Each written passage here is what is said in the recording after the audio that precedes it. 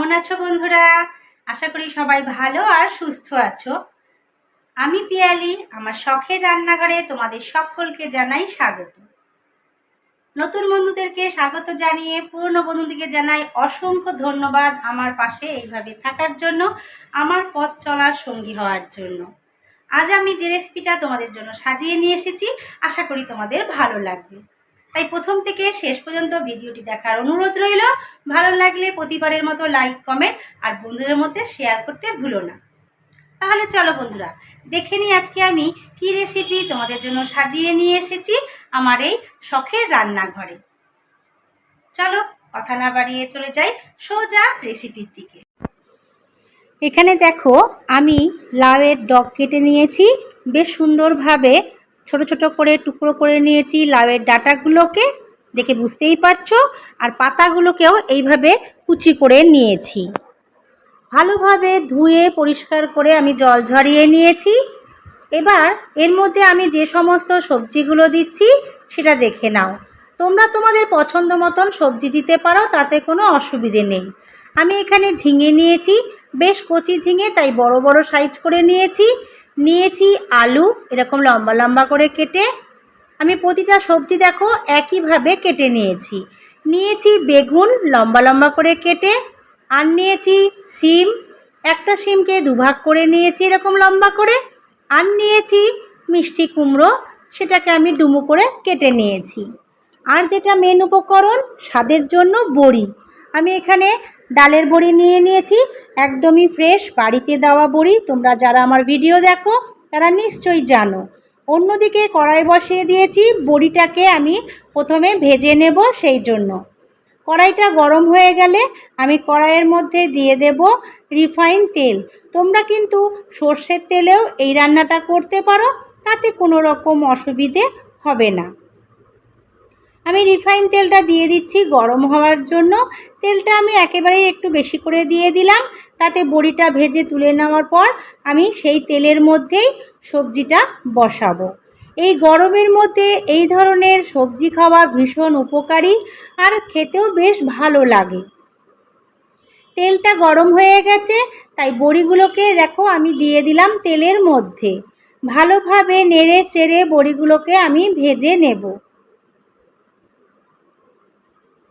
যারা বড়ি দেওয়ার প্রণালী দেখতে চাও তারা অবশ্যই আমাকে কমেন্ট করো যে বাড়িতে কিভাবে খুব সহজেই তোমরা বড়ি দিতে পারো এবং স্বাদও খুব ভালো লাগে। কেনা বড়ির থেকে ঘরে দেওয়া বড়ির আলাদাই একটা স্বাদ। যে কোনো তরকারিতেই এই বড়ি দিলে তার কিন্তু স্বাদটা দ্বিগুণ মাত্রায় চলে আসে।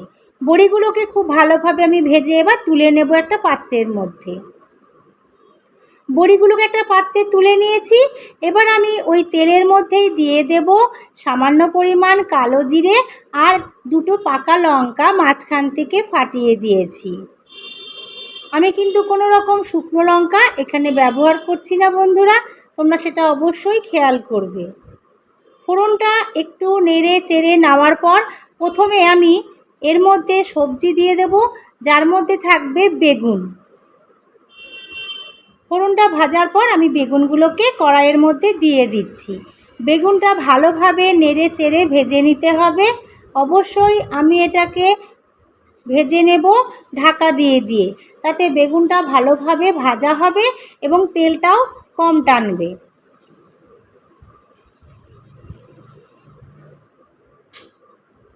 কিছুক্ষণ ঢেকে রাখার পর আমি ঢাকনাটা এবার দেখো সরিয়ে নিচ্ছি। দেখে বুঝতেই পারছো বেগুনগুলো কতটা সফট আর নরম হয়ে গেছে এবং ভাজাটাও কত সুন্দর হয়েছে। খুব ভালোভাবে বেগুনটা ভেজে নিয়েছি। এবার আমি ওর মধ্যে দিয়ে দিচ্ছি কেটে রাখা শিম। অবশ্যই লক্ষ্য রাখবে আমি কিন্তু কোনো রকমভাবে আর বাড়তি তেল ব্যবহার করছি না। শিম দেওয়ার পর দিয়ে দিলাম মিষ্টি কুমড়ো। এবার আমি এর মধ্যে দিয়ে দেব কেটে রেখেছিলাম যে ঝিঙে, সেই ঝিঙেগুলোকে বেশ বড় সাইজ রেখেছি, যেহেতু কচি ঝিঙে গলে যাবে সেই জন্য ঝিঙেটা আমি সেইভাবেই কেটেছি। দিয়ে দিলাম কেটে রাখা আলুর টুকরোগুলোকে। সমস্ত সবজিগুলো দেখো আমি দিয়ে দিলাম, আর কয়েকটা লাউয়ের টুকরো ছিল সেটা আমি এর মধ্যে দিয়ে দিলাম। অবশ্যই তোমরা বলবে লাউ শাকের মধ্যে আবার লাউয়ের টুকরো, এটা বাড়তি একটু ছিল ফেলে দেওয়ার থেকে আমি মনে করলাম এর মধ্যে দিয়ে দিলে সেটা খাওয়া হয়ে যাবে।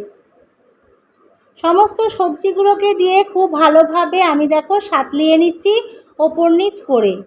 একটু হয়তো অসুবিধে হচ্ছে বন্ধুরা, যেহেতু আমি এক হাতে ক্যামেরা ধরে আছি। এবার আমি সবজিগুলোকে ঢাকা দিয়ে দিলাম মিনিট 5 মতন, একদম লো ফ্লেম করে। কতটা মজে গেছে এবং জল ছাড়তে শুরু করেছে তোমরা দেখে বুঝতেই পারছো সবজি থেকে। আমি কোনো রকম বাড়তি জল এই সবজিতে ব্যবহার করব না, তাই প্রথম থেকে শেষ পর্যন্ত ভিডিওটা যদি না দেখো বুঝতে পারবে না। বিশেষভাবে অনুরোধ করছি প্রথম থেকে শেষ পর্যন্ত ভিডিওটি দেখার। ভালো লাগলে অবশ্যই লাইক, কমেন্ট আর বন্ধুদের মধ্যে শেয়ার করে দিও। এবার আমি দিয়ে দিচ্ছি আগে থেকে কেটে রাখা আমার লাউয়ের শাকগুলোকে আর ডাঁটাগুলোকে। একদম কচি শাক দেখে বুঝতেই পারছো। আমি সবজিগুলোকে সাঁতলে নিয়ে কিছুক্ষণ ঢেকে রাখার পর শাকটাকে কিন্তু এবার দিলাম। সাথে দিয়ে দিচ্ছি একটা বড় সাইজের টমেটো। এটা তোমরা দিতেও পারো, নাও পারো, এটা একদমই অপশনাল। আবারও আমি ঢাকা দিয়ে রেখে দিলাম।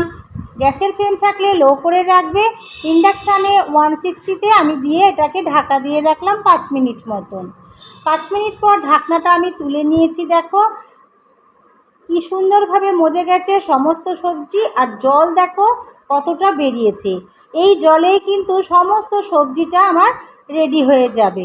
বাড়তি জল দিলে এর স্বাদটা তোমরা একেবারেই কিন্তু পাবে না। এবার আমি দিয়ে দিচ্ছি পরিমাণ মতন হলুদ গুঁড়ো। যদিও হলুদ গুঁড়োটা খুব বেশি এখানে আমি ব্যবহার করব না। দিয়ে দিচ্ছি স্বাদ অনুসারে লবণ।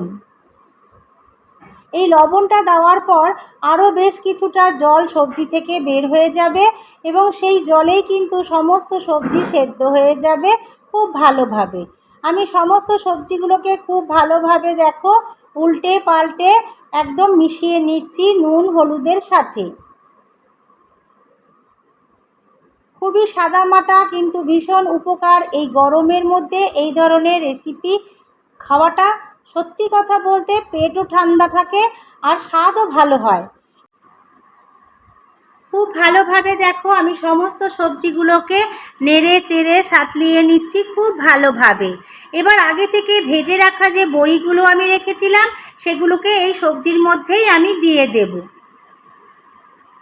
সমস্ত বড়িগুলোকে আমি সবজির মধ্যে দিয়ে ভালোভাবে মিশিয়ে নেব, যাতে সবজির জলের মধ্যেই এই বড়িগুলো খুব ভালোভাবে সেদ্ধ হয়ে যায়। যেহেতু এখানে আমি বাড়তি জল ব্যবহার করছি না, তোমরা দেখতেই পাচ্ছ।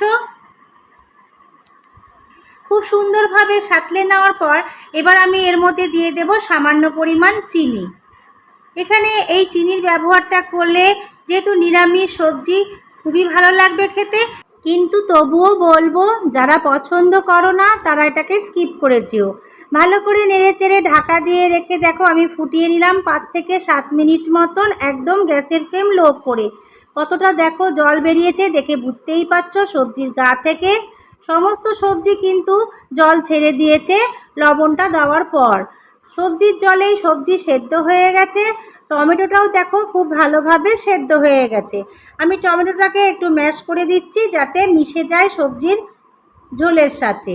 আলুগুলোও সেদ্ধ হয়ে গেছে, অর্থাৎ দেখে বুঝতেই পারছো আমাকে বাড়তি জল কিন্তু এখানে ব্যবহার করতে হলো না।